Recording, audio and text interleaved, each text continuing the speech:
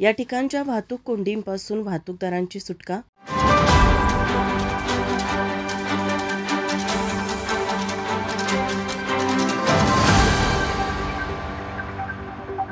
कोल्हापूर शहराच्या प्रवेशद्वारावर असलेल्या तावडे हॉटेलजवळ गेल्या कित्येक महिन्यापासून बंद असलेला ट्रॅफिक सिग्नल अखेर पुन्हा सुरू करण्यात आला. त्यामुळे नेहमीच या ठिकाणी होणाऱ्या वाहतूक कोंडी होणार नसल्यामुळे वाहनधारकांसह वाहतूक पोलिसांनाही मोठा दिलासा मिळाला आहे.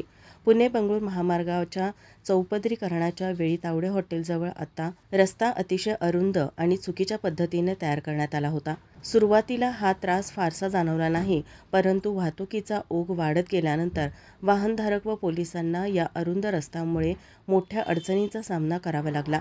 या समस्येवर तोडगा काढण्यासाठी काही काळासाठी येथे ट्रॅफिक सिग्नल बसवण्यात आला. मात्र काही दिवसांनी तोही बंद पडला आणि त्यानंतर वाहतूक सुरळीत ठेवण्यासाठी दररोज 3 ते 4 पोलीस तैनात करण्यात येत होते.